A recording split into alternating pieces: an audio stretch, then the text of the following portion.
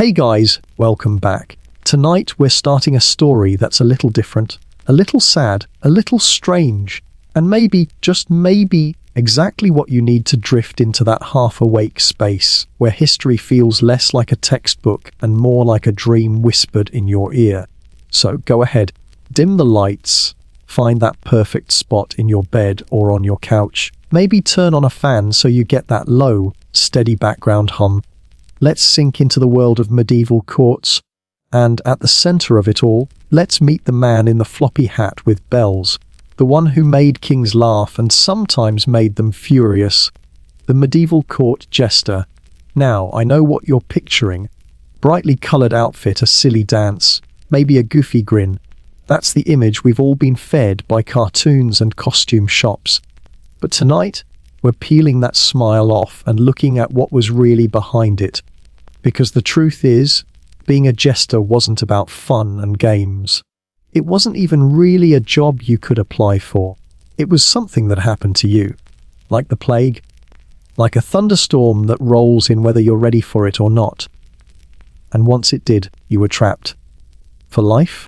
Before we get too deep, let me say this. If you enjoy hanging out here, if you like these deep dives into the stranger corners of history, hit that like button. Maybe subscribe if you haven't already. It actually makes a huge difference. And I always love seeing in the comments where you're watching from. There's something magical about knowing someone in Boston is listening at 11 p.m. while another person in Berlin is tucking in at 5 a.m. It makes this little corner of the internet feel like a global living room. So yeah, say hi down below. And with that, let's open the door to the medieval hall and step into the life of the fool. Imagine this, you're at a feast in some drafty stone castle. The torches are crackling, the smell of roasted meat fills the air. Nobles are laughing a little too loudly because the wine is flowing. You're just a peasant who somehow got invited to serve or maybe clean up scraps.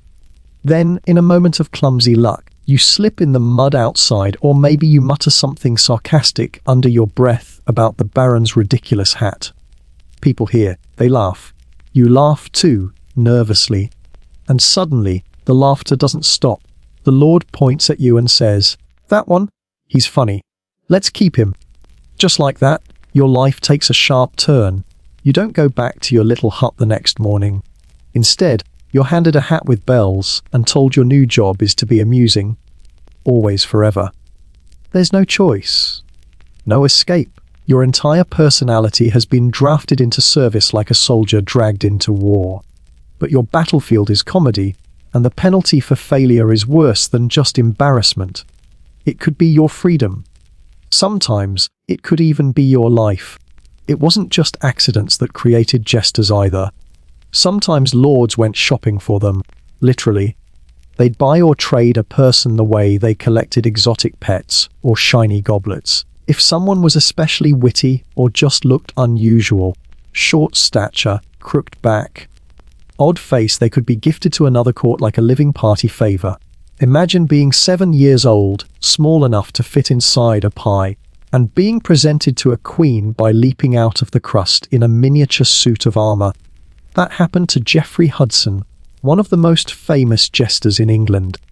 That was his introduction to royal life. No child dreams of that. And here's the part that stings the most.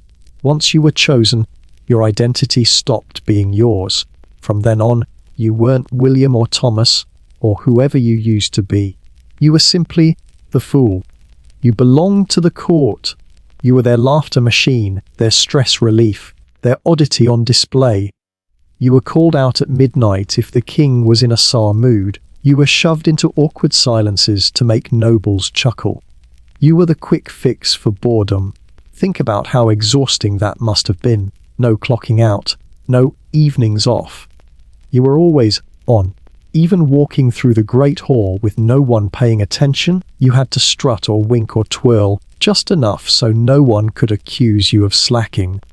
If you looked sad for even a moment, someone might nudge the person next to them and whisper, "Why isn't the fool being foolish?" And just like that, suspicion grew. In a world where everything was about appearances and honor, Not playing your role properly was dangerous. Let's pause here for a second. Can you feel that? The way the air in the hall gets heavy when you realize this wasn't comedy. It was survival. Jesters weren't like modern comedians who could walk off stage if a crowd didn't like them. They were stuck, trapped in a costume and a title they never asked for. And the people laughing at them weren't fans. They were masters, powerful, moody, unpredictable masters. Now, some kings were decent. They let their jesters joke freely, even laugh at themselves. But others, thin-skinned tyrants who treated every quip like treason, and you never really knew which kind of ruler you had until you crossed the line. The terrifying part. That line moved. One day, a joke about the Queen's cousin's gambling problem got you roars of laughter. The next, with the cousin standing in the room, that same joke could put you in chains. Being a jester was like walking a tightrope blindfolded, juggling insults, hoping you didn't slip. And yet, despite all of this, jesters had a strange kind of power. They were nobodies, yet they got to sit in the most important rooms in the kingdom. They dined near royalty, even if they only ate scraps. They stood at the edges of war councils, even if no one respected their advice. They were mocked, humiliated, even beaten, but still invited back again and again. Why? Because laughter was valuable. Even kings needed it, especially king. So here you are, in your jingling hat, sitting at the edge of a royal feast. You don't get a seat at the table. You orbit it, waiting for someone to snap their fingers. Someone tosses you a chicken bone and tells you to juggle. Someone else tugs your sleeve just to hear the bells jingle. You force a smile, you bow low, inside you're tired. Maybe you're grieving. Maybe you're sick. None of it matters. You are not allowed to be. You are only allowed to entertain. And that's the cruelest trick of all. The court saw you every single day. They laughed at you. They teased you. They leaned on you for their mood, their relief, their little rush of amusement. But they never really saw you, not as a human being. You weren't a friend, you weren't family, you weren't even an equal servant. You were a mask, a sound, a punchline. That's where we begin tonight. Behind the bells, beneath the jokes, in the life of a man who lived one smirk away from the dungeon. This isn't the story of comedy. It's the story of survival dressed up as comedy, and the deeper we go, the more you'll see how fragile the line was between laughter and ruin. Nobody chooses to be a jester. That's the first thing to understand. You didn't grow up saying, "When I get older, I want to juggle in front of a king." You didn't apprentice under a master fool the way someone might study under a blacksmith or a baker. It wasn't a career you applied for. It was a fate that grabbed you by the collar, usually when you least expected it, and it never let go. Picture yourself as a young peasant, maybe hauling water from the well, maybe trudging through the mud to deliver grain to market. Life is hard, sure, but at least it's your own. Then one day you stumble, land face first in the muck, and a nobleman happens to be watching. He laughs. Not just a chuckle, one of those loud, belly-shaking laughs he hasn't had in months. He snaps his fingers and says, "That one, bring him to me." And just like that, your whole world changes. What happens next? You don't go back home. Instead, you're whisked into the castle, scrubbed down, handed a ridiculous hat with bells, and told your new job description in the simplest possible terms. Be funny. Always. There's no asking if you want it. No time to think it over. From that moment on, your personality is no longer yours. It belongs to the court. Sometimes, it wasn't even about a single clumsy moment or a lucky joke. Sometimes it was about how you looked or sounded. If you were unusually short, or had a crooked spine, or spoke with a high-pitched voice, you might be plucked from your village and sent straight into service. The very things that made you different became the very things that trapped you. Nobles treated those quirks like entertainment value. To them, you weren't unique. You were useful. And then there were the cases that were even harsher. Jesters weren't always discovered. Sometimes they were bought, traded, gifted like livestock or rare animals. Lords collected fools the way they collected goblets, horses, or exotic birds.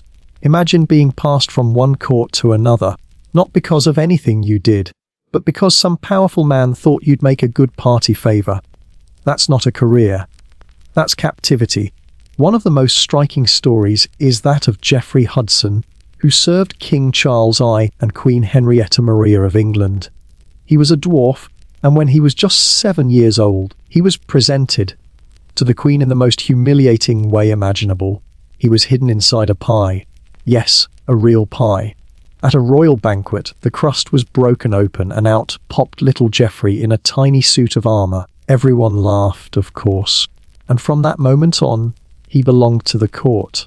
Can you imagine being a child and realizing that your entire future had just been sealed by a joke you didn't even make? That was the reality. Once chosen, there was no turning back. If you refused, where would you go? Back to the fields, maybe, but more likely, you'd be branded a vagrant. In the medieval world, being a man without land, a trade or a purpose was dangerous. You could be arrested just for existing. The safest option, ironically, was to accept the hat, the bells, and the roll. So, you did. You played along. You smiled when they laughed at your limp, or your crooked back. You cracked jokes when you wanted to cry. You danced when your legs ached. You leaned into the character, because what else could you do? To survive, you had to give them what they wanted. And here's the cruel twist: once you were in for life. You couldn't decide after a few years that you'd rather be a carpenter. You couldn't pack up and leave when you got tired. No one would hire you as anything else. You weren't William or Thomas anymore.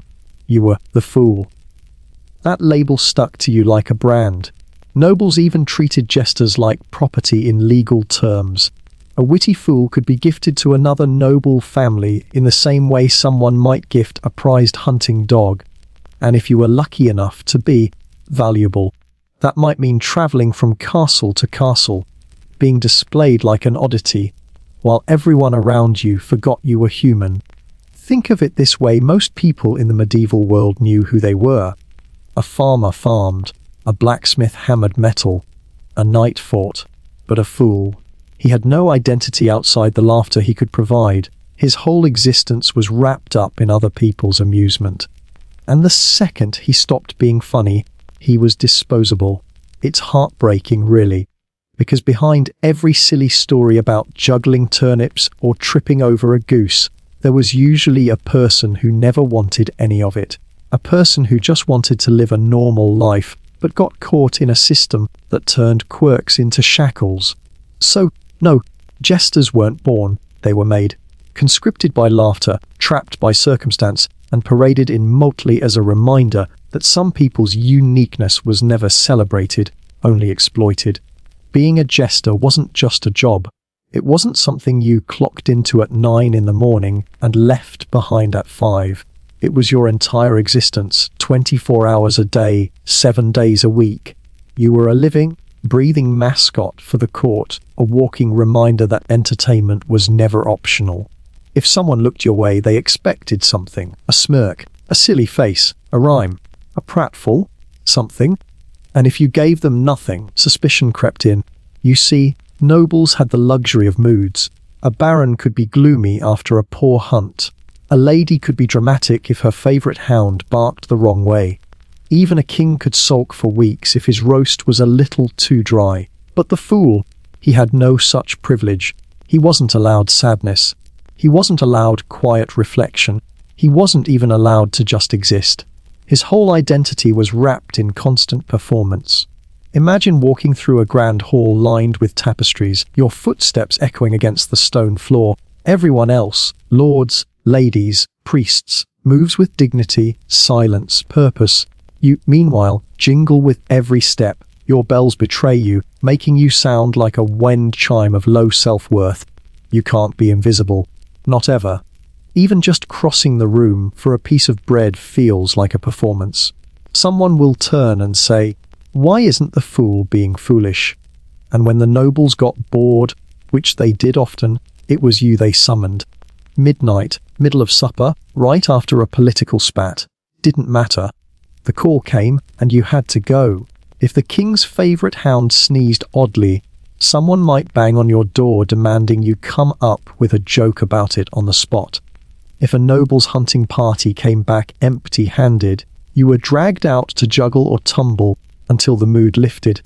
You were their quick fix, their emotional thermostat, their breathing toy, and the rooms you lived in. Forget anything resembling comfort. You didn't sleep in plush chambers with velvet curtains.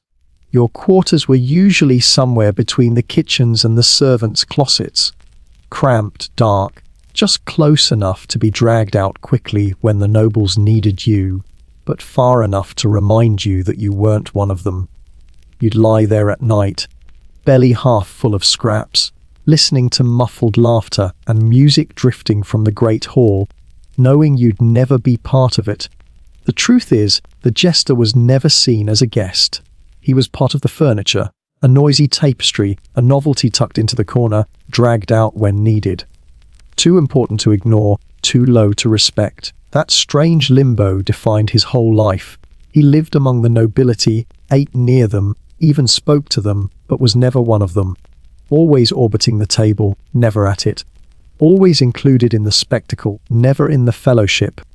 Now think about the pressure that created. You're not just trying to be funny. You're fighting for your survival every time you open your mouth. The nobles wanted new material constantly. That clever little poem you spent a week perfecting, great. Now they wanted 12 more before lunch. That impression you nailed of the bishop's pompous sermon, excellent. Do it again, but funnier. Oh, and juggle some geese while you're at it. Nobles were fickle, demanding, and easily bored, and when you failed, and you would eventually, you didn't just get silence or awkward coughs like a modern comedian.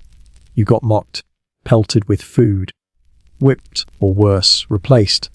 There was no HR department to complain to, no contract to protect you. The same people who laughed at your wit one night might toss you out the next, if they decided you were no longer amusing. That was the sword hanging over your head every day. But here's the cruelest twist of all, even when you succeeded, you weren't respected. If a noble made a joke, it was praised for its boldness. If you told the same joke better, it was called insolent. If you sang beautifully, people would clap politely, but only after muttering that maybe you should stick to juggling. You were always brilliant enough to keep, but never brilliant enough to be admired. So the jester learned a cruel balancing act. Perform well enough to keep your place, but not so well that you outshined anyone important. Be witty, but not wise. Be sharp, but never threatening. Your entire existence became a strange dance of holding back, of dimming your own light so the nobles could shine brighter. And yet, no matter how well you played the role, no matter how much energy you poured into keeping everyone else happy, you were never free. You couldn't choose when to stop. You couldn't decide you'd had enough. Even your own emotions were off limits. Sadness was selfish. Anger was rebellion. Fatigue was laziness. Anything less than cheerful absurdity was considered a betrayal of your function. So you learned to bury everything, to laugh first and loudest, even when your heart ached, to make your own pain the punchline before anyone else could, to turn exhaustion into pratfalls and heartbreak into rhymes. Because the moment they saw you as human, the illusion shattered. And when the illusion shattered, so did your value. That was the life of a mascot. A man who never got to be a man who was always on. Because the second he stopped, he wasn't a fool, he was nothing. And nothing, in the medieval court, was dangerous. If you've ever seen a picture of a medieval jester, the first thing you probably notice is the outfit. Bright colours, clashing patterns, goofy little hat with bells dangling from the ends, maybe curled up shoes that look like they were designed for tripping, not walking. It all looks like a Halloween costume. Cartoonish, silly, harmless. But in the medieval court, that outfit wasn't silly. It was a weapon, a uniform of humiliation, a way to remind the fool every single second of the day that he wasn't a man of dignity. He was the punchline. Let's start with the hat. The famous coxcomb. It looked like a rooster's crest, floppy horns, often 3 of them, each tipped with tiny bells. Whenever the jester moved, the bells jingled. They didn't help with the performance. They weren't for music. They were there so no one could ever forget you were present. Nobles could glide silently across marble floors in velvet shoes. You sounded like a holiday decoration gone wrong, a walking wind chime of low self-worth. Even when you weren't trying to draw attention, the hat did it for you. Then there was the tunic, the motley. Imagine a patchwork quilt made by someone who hated your dignity. Bright reds and yellows stitched next to harsh blues and greens, clashing on purpose. Nobles wore silks, velvets, furs embroidered with gold thread. You wore the scraps, cheap wool, itchy linen, heavy fabric that chafed against your skin. The uglier the better. It screamed to everyone, this man is not like us. He is beneath us. He is meant to look ridiculous. And don't forget the shoes. Curled at the toes, sometimes with bells on them too, they made walking awkward, tripping easy, and dignity impossible. A knight's boots were made for battle. A noble's slippers for elegance. Your shoes, they turned you into a caricature. A court-approved goblin whose every step was a reminder that you weren't supposed to walk tall. You were supposed to stumble. Even the belt was a joke. Oversized, knotted in useless ways, it often got in the way more than it helped. Want to carry a pouch or a knife? Forget it. Practicality wasn't the point. Looking silly was. Your belt wasn't for holding tools. It was for holding you in place as a character. And the worst part, you had no choice. Every feast, every wedding, every negotiation, you wore that costume. There was no formal wear for a jester. No chance to blend in. Even in moments when you weren't performing, when you might want to look serious or dignified, the outfit made sure you couldn't. You were visually ridiculous 24/7. Now imagine what that does to a person over time. Every time you looked down at your clothes, you saw proof that you weren't considered equal. Every time you heard the bells on your hat, you were reminded that you couldn't ever sneak away or fade into the background. You were meant to be seen, meant to be laughed at. And even if your words were clever, your mind sharp, your song beautiful, the costume shouted louder than you ever could. Don't take him seriously. He's just the fool. People didn't compliment you on your clothes. They mocked them. They tugged at your sleeves just to hear you jingle. They shouted across the hall, "Careful not to trip on your own bells today." Your entire appearance was an open invitation for ridicule. Even if you wanted to stand tall and command respect, the clothes knocked you down before you could try. It's easy to think of the motley as harmless, maybe even fun. But when you were forced to wear it every day, it wasn't fun. It was conditioning. A way to strip away dignity. A way to make sure you could never forget your place, and neither could anyone else. The nobles wore clothes that said, "We are important." You wore clothes that said, "I am a joke." And here's the insidious part. After a while, it worked. You stopped thinking of yourself as William or Thomas or whatever your real name was. You became the fool, inside and out. You didn't just wear the costume. You were the costume. The hat, the bells, the motley, they weren't just fabric. They were shackles. But even with the outfit marking you as ridiculous, you still had one weapon left: your words.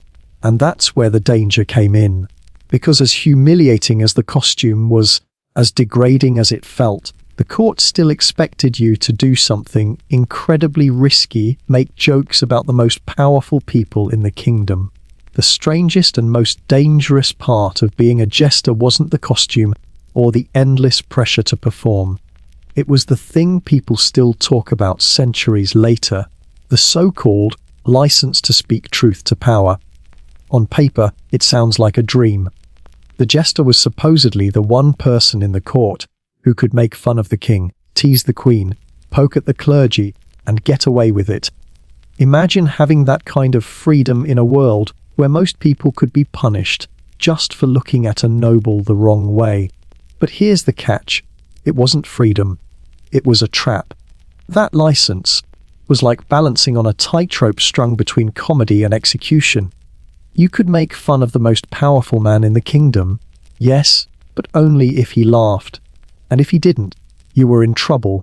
The line between a good joke and treason wasn't clear.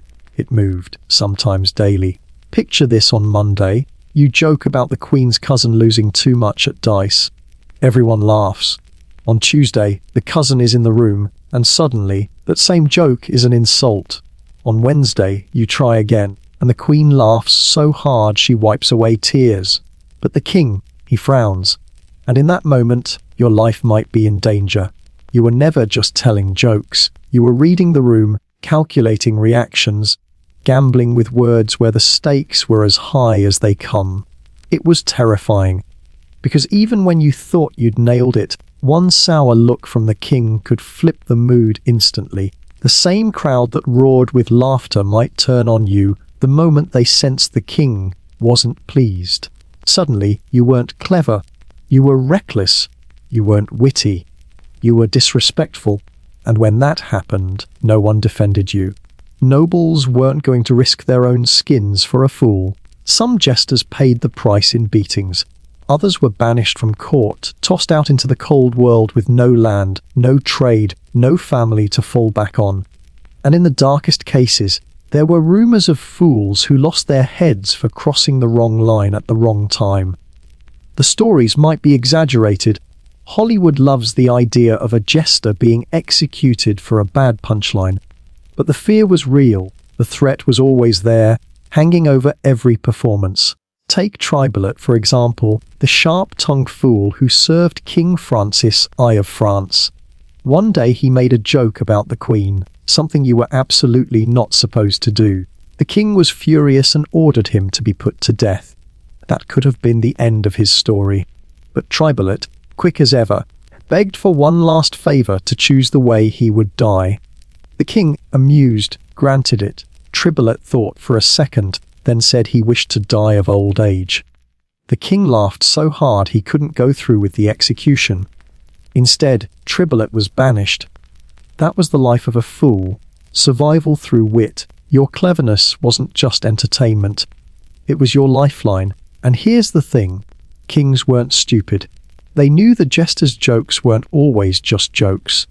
Sometimes a pun about taxes was really a complaint about unfair laws. Sometimes an impression of a pompous bishop was a warning about corruption in the church. Jesters wrapped criticism in comedy like sugar around medicine. Everyone laughed, but everyone also heard the truth inside the joke. That's why kings kept fools around. They were a safety valve, a way to release tension without outright rebellion. For some rulers, it was a mark of strength to let the fool poke fun at them. If the king laughed at himself, he showed the court that he was confident, wise, and secure in his power. But if the king bristled, if he punished the fool, it told everyone something else. That he was fragile, paranoid, weak in spirit even if strong in arms. The way a monarch treated his jester was like a secret mirror, reflecting what kind of man he really was. But no matter how skilled the fool was, no matter how carefully he tiptoed across that thin line, he could never be safe. He was always one quip away from disaster. And that's what made the job so unbearable. Every performance was a gamble. Every laugh was a reprieve. Every frown was a warning. Humour was both your weapon and your noose. So the fool kept walking the tightrope. He made the court laugh, and in that laughter, he also made them squirm. Because deep down, they knew his jokes carried truths they didn't want to face. The jester was both a mirror and a mask.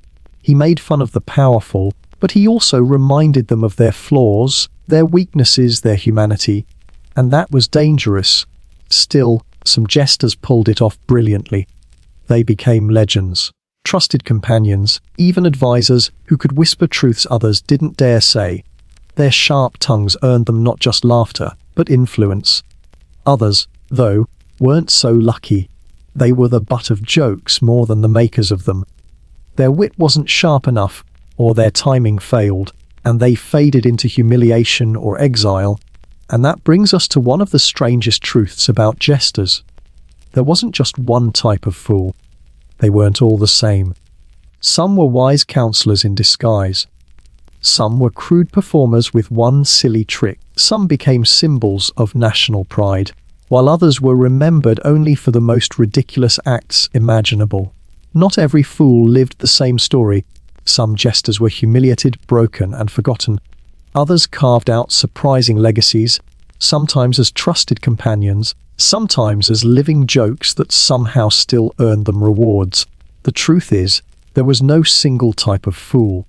Each one was shaped by the quirks that made him valuable to the court, and by the monarch who kept him close. So let's take a walk through history's hall of famous fools and meet a few of the men who wore the bells. We'll start with one of the most beloved, Will Sommers, the jester of King Henry VI. Now, Henry wasn't exactly known as the warm and fuzzy type. This was a king who had 6 wives, 2 of whom ended up executed. He could be mercurial, cruel, terrifying even to his closest advisors. And yet, Will Sommers managed to survive his reign.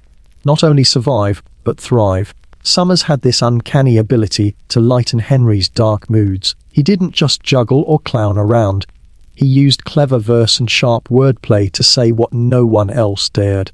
In fact, he was so trusted that he often gave the king advice wrapped in humor. Sommers wasn't just a distraction.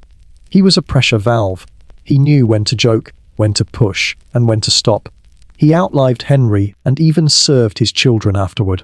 For a fool, that kind of longevity was rare. It made him more than a servant, almost a family fixture. Then there's Stadzik, the famous jester of Poland in the 15th and 16th centuries.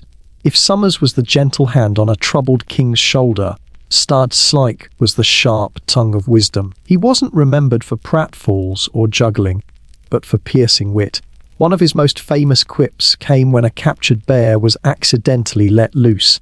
While the nobles panicked, Stadzik calmly remarked, "It is a greater folly to let out a bear that was locked in a cage." It was a metaphor, of course. He was criticizing the king's foolishness in letting political enemies run free. But because he wrapped it in humor, he survived the remark. Stadzik became a symbol of Polish identity, later immortalized in paintings as a thoughtful, almost tragic figure. He proved that a fool could be wise and even respected, at least in hindsight. And then there's Trebelet, the French jester who danced on the edge of disaster. He served both Louis XVI and Francis I of France, and he was notorious for his biting humor. We've already mentioned his most famous story. When sentenced to death for insulting the Queen, he cleverly requested to die of old age. That quick wit saved him from the axe. Though he was banished instead, Trebelet was living proof of how close jesters constantly came to ruin. One slip of the tongue could have ended him, but his clever mind brought him mercy. Still, banishment was no joke. Even in survival, the fool's position was never secure, but not all fools were clever satirists. Some were prized for far stranger talents. Take Roland the Farter, a 12th century entertainer in the court of King Henry II of England. His act, flatulence. Yes, you heard that right. He was what they called a flatulist, a man whose entire career was built around breaking wind on command. His signature routine was called Orn Jump, 1 whistle and 1 fart. Crude. Absolutely. But the court loved it. So much so that Roland was rewarded with a manor and 30 acres of land. Think about that. Land was one of the most valuable things in the medieval world, and this man earned it by farting on cue. It sounds absurd, but it also tells us something important. A fool's value wasn't measured by dignity. It was measured by how well he entertained. Whether through wisdom, wit, or bodily functions, if you made the king laugh, you were worth keeping. These 4, Sommers, Stadzik, Trebelet, and Roland, couldn't be more different. One was a confidant. One was a national symbol of wisdom. One was a razor-tongued survivor, and one, well, turned gas into gold. But together, they show us the strange truth about jesters. There was no single mold. Each fool was unique, and his fate depended entirely on how his monarch saw him. Cleverness could make you a trusted advisor, or it could get you banished. Crudeness could make you a laughingstock, or it could win you land. And through these stories, you start to see the paradox of the jester's life. They were mocked and humiliated, but also valued in ways that ordinary servants never were. They were disposable, yet sometimes irreplaceable. They were both insiders and outsiders, close enough to whisper into a king's ear, yet never considered his equal. But for every famous fool who became a legend, there were countless others whose names we'll never know. Men who lived and died as punchlines, forgotten the moment the bells fell silent.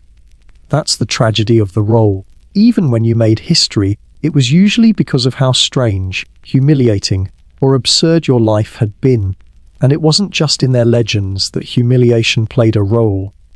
Even in everyday life, the jester was often treated as the court's punching bag, not just mocked in words, but shoved, slapped, even pelted with food, especially during the wild energy of a feast.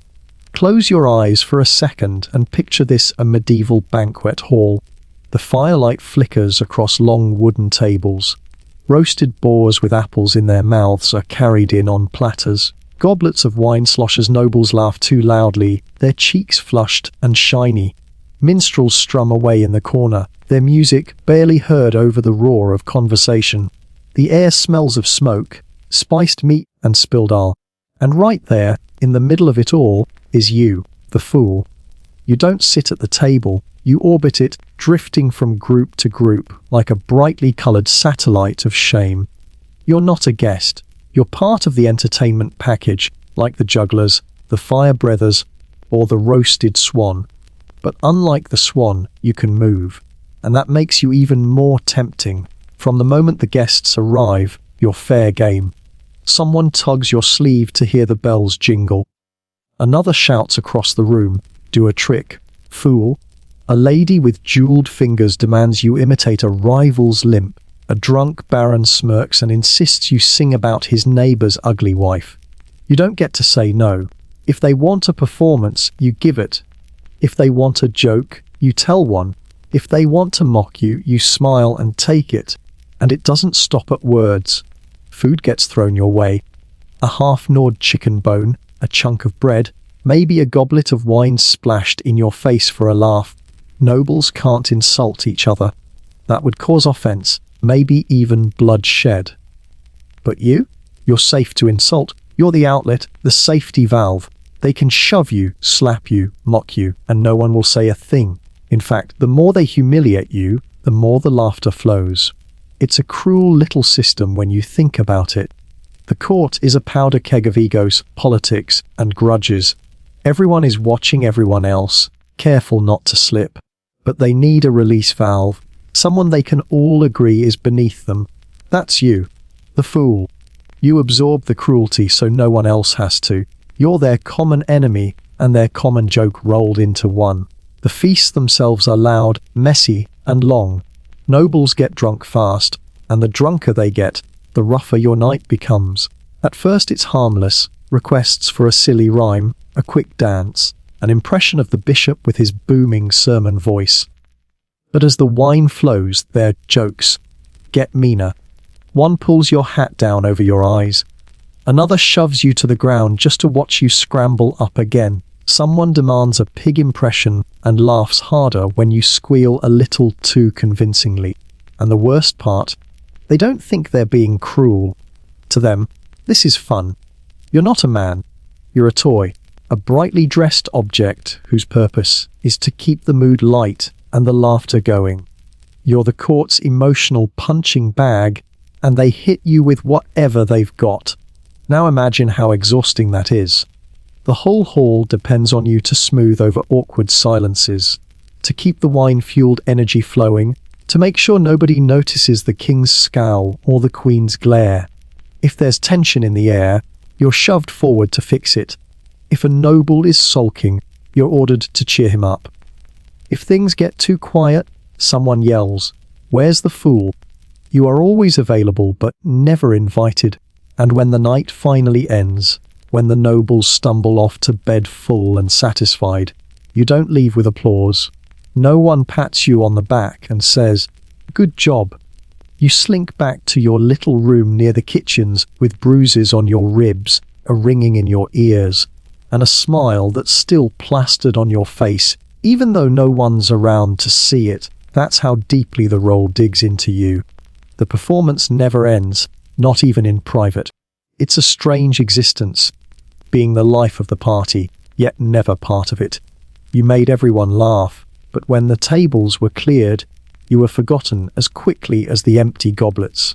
You weren't celebrated, you were consumed, and yet, in all that humiliation, there was something else happening too, because while you danced and juggled and took the insults, you were also watching, listening, absorbing. You were in the room when nobles whispered their secrets. You were right there when alliances were made, when insults slipped, when affairs were hinted at. You were the only one invisible enough to hear everything. By now you've seen how the fool was humiliated in public, mocked, slapped, shoved into pig impressions at banquets. But behind that jingle of bells, there was another side to the jester's life, something darker, something more dangerous. Because the fool wasn't just entertainment. He was also the court's invisible ear, the spy in plain sight. Think about it. Nobles didn't watch their words around the jester. Why would they? He was too lowly to matter, too ridiculous to take seriously. He was background noise.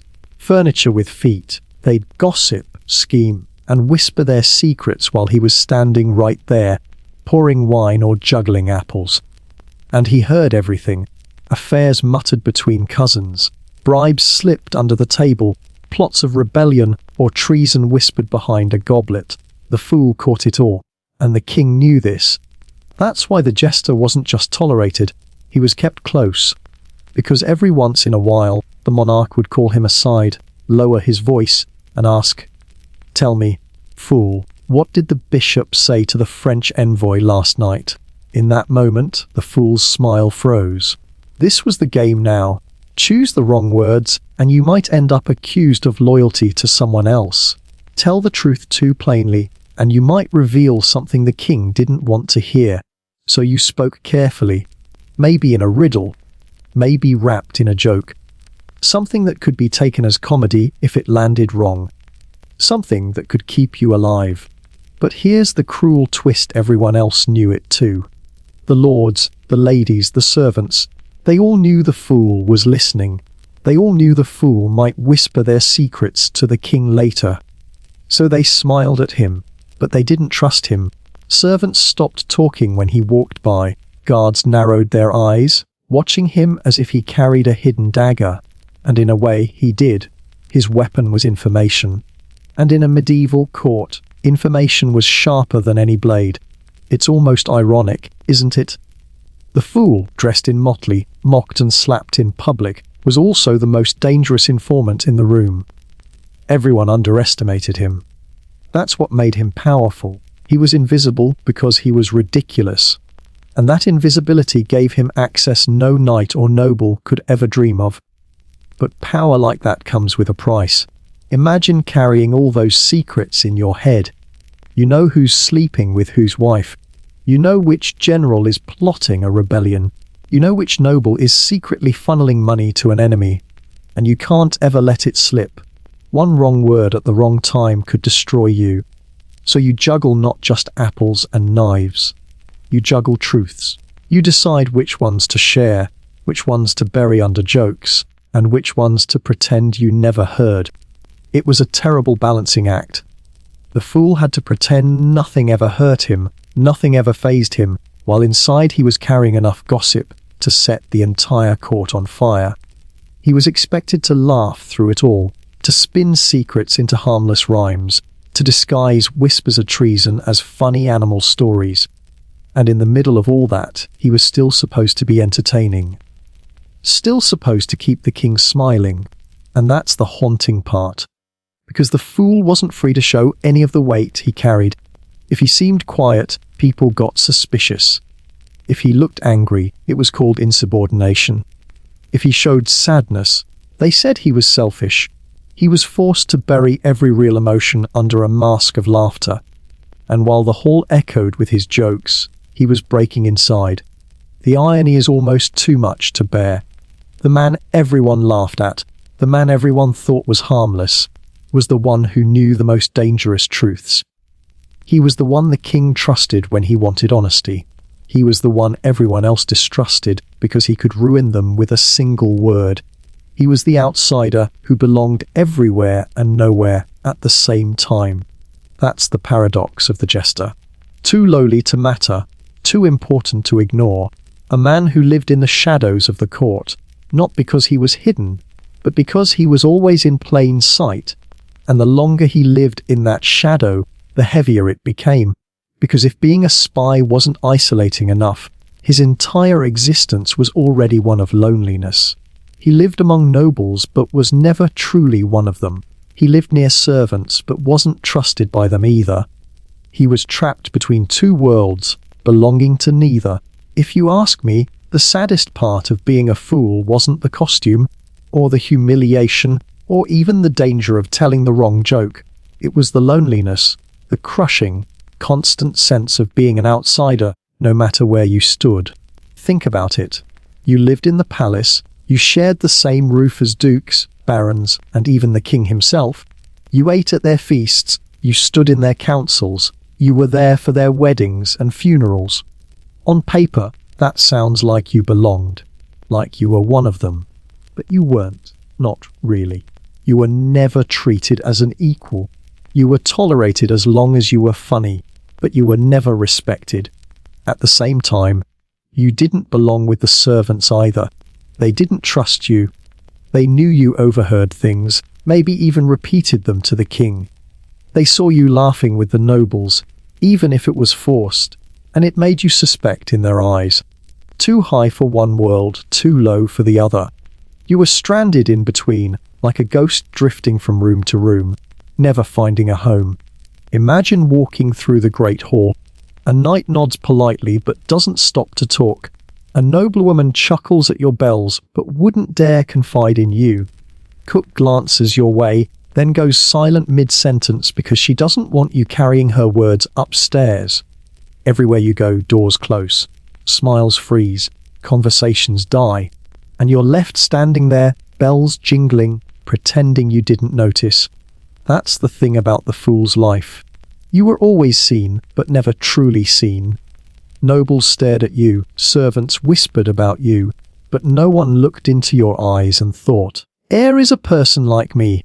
You were a fixture, a curiosity, a piece of furniture that happened to talk back, and that isolation, over years, eats away at you. Day after day of forced laughter. Night after night of returning to your little cell-like room near the kitchens, lying awake and realizing that you made 100 people laugh, but not one person truly cared. Not one person asked how you were. Not one person saw past the bells. The cruelest part was that you weren't allowed to show it. Sadness was selfish. Anger was dangerous. Silence was suspicious. If you ever stopped smiling, the court would start to whisper, "What's wrong with the fool? Has he lost his mind? Should we find a new one?" Your humanity was a liability, so you learned to bury it, to hide it so deeply that sometimes even you forgot what it felt like. That's when the line between man and mask started to blur. You weren't William or Thomas or Joffrey anymore. You weren't even sure you remembered who you'd been before the bells. You became the fool, inside and out, and once that happened, there was no way back. It's no wonder so many jesters described their lives as exhausting. Not just physically, but emotionally. Imagine being surrounded by laughter all day, yet never laughing honestly yourself. Imagine being at the heart of every celebration, yet feeling more alone than anyone else in the room. That's the true tragedy of the fool. He could make everyone else feel joy, but he couldn't feel it himself. So yes, he was the invisible man in the room. Not invisible because no one noticed him, but invisible because no one cared to look past the costume. Surrounded by people, yet utterly alone. Always included, never belonging. And yet through all of that, he kept smiling. He kept joking. He kept dancing. Because the second he stopped, the illusion shattered, and with it, his value. The paradox of the fool's life was that he had to keep everyone else laughing, even if he was falling apart inside. But if you think the costume and the loneliness were the worst of it, there's one more piece to this puzzle. The jester's entire identity wasn't just borrowed, it was stolen. Once you were called the fool, there was no escaping it. No retirement, no second act. You weren't a man with choices. You were a mask that could never come off. Behind every painted smile, every pratfall, every pun, there was a person. That's the part we forget when we picture a jester twirling in his motley. He wasn't just a bundle of bells and jokes. He was a man with a beating heart, a man with feelings, a man who, just like anyone, had days when he woke up tired or sick or broken. But none of that mattered. He wasn't allowed to feel any of it. In the medieval court, sadness was selfish. Anger was rebellion. Silence was suspicious. The only emotion the fool was allowed to show was cheer. Cheer on command. Cheer at midnight when the king's dog coughed. Cheer at dawn when the duke was brooding over bad hunting luck. Cheer when his own body ached or his heart cracked in half. Every other feeling had to be buried deep, so deep it was almost erased. Think about what that does to a person over time. Let's say you just lost a loved one, maybe a wife, a child, a parent. The grief is heavy, almost unbearable. And yet the king still calls you into the hall. He wants you to juggle, to sing, to trip on command. You can't say no. You can't say, "My heart is too heavy tonight." You make your grief the punchline. You turn your heartbreak into a rhyme. You slip on a goose and land in the mud while your insides are quietly screaming. Or imagine you're sick, feverish, your head pounding, your body shivering under layers of cheap wool. You'd give anything to lie down and rest. But instead, you're dragged before the court to perform because the nobles are bored. You paste on a smile. You dance while your knees tremble. You pretend your exhaustion is part of the act. Even small things, the everyday aches and disappointments of life, became fuel for jokes. The fool learned to laugh first and laugh loudest before anyone else could use his flaws against him. That missing tooth, make it a gag. That limp, exaggerate it for laughs. That broken heart, turn it into a parody of romance gone wrong. By mocking himself, he robbed others of the chance to do it cruelly. It was survival through self-deprecation. And yet, the cruelty wasn't just external. Over time, it sank inward. When you bury your real feelings day after day, when you force a smile so often that it becomes your only expression, you start to forget what's real. The man disappears into the mask. You're not William or Thomas anymore. You're not even sure who you are. You're just the fool. A character you've been forced to play so long that the bells feel like they've grown into your skin. It's the kind of performance that never ends. Even when you're alone, you catch yourself smiling in the dark, because it's the only face you remember how to wear. Even when your heart is breaking, you think of the joke first, it becomes a reflex. Pain in, punchline out, that's how you survive.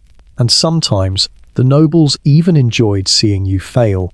They laughed hardest not when you nailed a clever line, but when you slipped up, when you missed the beat, when you tripped by accident. Your humiliation was the highlight of the night, because it reminded them that you were beneath them. It reassured them that no matter how sharp your wit might be, you were still just an idiot in motley. So the fool played along.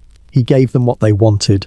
He let the mask fuse to his face, because the alternative, being seen as human, was too dangerous. The second they realized the fool was just a man with scars and sorrows, the illusion shattered. And once the illusion was gone, so was his value. It's hard not to see the cruelty in that. A man forced to trade his dignity for survival, forced to twist every ache into a joke, forced to bury his true self until nothing was left but bells, rhymes and pratfalls. And it didn't end when the feast was over. There was no escape, no retirement, no second act. Once you were the fool, you stayed the fool forever. That costume didn't come off when you left the hall. It followed you into old age, into sickness, into death. If there's one thing that really makes the fool's life tragic, it's this: once you were called a jester, you were trapped. There was no way out, no new beginning. No retirement plan where you put away the bells and go tend a quiet farm somewhere. The motley wasn't just a costume you wore, it became your skin. And it stuck with you until the day you died. Other men had options. A blacksmith could apprentice his son and eventually pass on the forge. A farmer could hand his land down through the family. A knight could grow old, battered but respected, and retire into a quieter life. But a fool, he never stopped being the fool. Even when he was grey-haired, even when his knees ached too much to tumble, even when his voice cracked trying to sing, the court still expected him to be funny. If he couldn't be, he was nothing. Imagine that for a moment. You've spent decades entertaining kings, cheering nobles, filling banquet halls with laughter. And then age creeps in. Your timing slows. Your body can't keep up with pratfalls anymore. You don't juggle as smoothly. The sharpness of your wit starts to dull. Suddenly, the laughter doesn't come as easily. People glance at you with impatience. Whispers start. "He's not as funny as he used to be.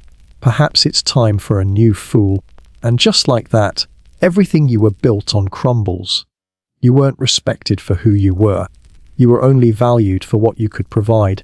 And when that ability faded, so did your worth. For some, that meant exile. For others, it meant being quietly ignored, fading into the background until no one remembered the man who once made the king himself roar with laughter. There were no second acts. A knight might become a commander, a scribe might become a tutor. But a fool was always a fool. Even outside the castle walls, people recognized the bells, the motley, the reputation. That label clung to you like tar. You couldn't shake it, couldn't outrun it. Once people had seen you as a clown, they never stopped. That's what makes the role so cruel. It stole not just your dignity, but your future. It locked you into a single identity and threw away the key. You could be brilliant, witty, wise, even a poet or musician in your own right. But the world only saw the hat with bells. It didn't matter what you wanted to be. You were never going to be anything else. Some fools, like Will Summers, managed to grow old in the court, still loved by their monarch, still treated as a kind of companion. But even then, it wasn't real equality. It was affection wrapped in pity, warmth wrapped in ownership. He wasn't remembered as William Summers the man. He was remembered as King Henry's fool. His whole legacy belonged to someone else's story. And when death finally came, it usually came quietly. No grand funeral, no songs sung in their honor. More often than not, a fool was buried without much fuss, forgotten as quickly as the sound of his bells. The nobles moved on, finding new entertainment, new distractions. The laughter shifted to someone else, and the memory of the old fool faded like smoke in the rafters of the hall. That's the tragedy of it. You could spend your entire life keeping others happy, filling their nights with joy, and in the end, not one of them would remember you as a person. Not one would say, he was more than a fool, because to them, you never were. So when we talk about being trapped in the role, that's what we mean. Not just trapped in the costume, not just trapped in the humiliation. Trapped in an identity that swallowed you whole, erased who you were before, and refused to let you be anything after. A prison made not of stone, but of laughter. And yet, despite that, the fool left behind something powerful. Because even as he was trapped, even as he was humiliated, he still managed to speak truths that no one else dared. He was mocked, but he was also feared, ridiculed, but also remembered. The paradox of his life is that even as he lost himself to the role, he carved out a strange kind of legacy.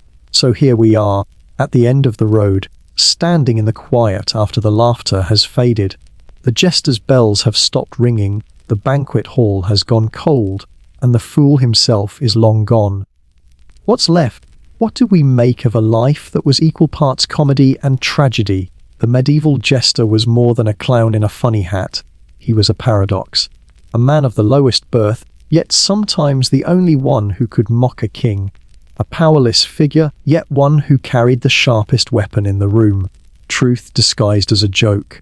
He was humiliated every day, but he was also feared, ridiculed constantly, but but never completely dismissed. The fool was both nothing and something at the same time, and that's what makes his story so haunting. Because beneath the pratfalls and the motley, he was a mirror held up to power. His jokes revealed hypocrisies, his mimicry exposed weaknesses, his puns disguised criticisms that no one else dared to speak aloud. He was the one who could point at the naked emperor and say, "Look!" So long as he did it with a silly voice or a backflip. That was the bargain. He got to tell the truth, but only if it was wrapped in absurdity. He could be honest, but only if he wore bells. And yet, even in that ridiculous costume, even with his dignity stripped away, the fool still carried something dangerous. He reminded everyone, kings, queens, nobles, that they weren't untouchable. That laughter could cut deeper than any sword. That truth, even when dressed in comedy, still had teeth, but the price was high. To live that way meant sacrificing everything: your dignity, your freedom, your identity. You gave yourself up for the fleeting approval of people who never saw you as an equal. And when you were gone, most of the time, they didn't remember your name. You became just another flicker of amusement, forgotten like the echo of laughter in an empty hall. And yet, centuries later, we still remember them. We don't remember every noble, every bishop, every knight who mocked them. But we remember the fools. We remember Will Sommers soothing the temper of Henry VIII. We remember Seek's sharp wisdom outlasting kings. We remember Tribulate surviving execution with a joke about dying of old age. We even remember Roland the Farter, turning the crudest act into a legacy. Against all odds, they endured in our memory, not as clowns, but as something more. Because the Jester wasn't just entertainment. He was a warning, a reminder that power is fragile. That laughter is dangerous. That truth can't always be silenced, even if it's hidden in a pun.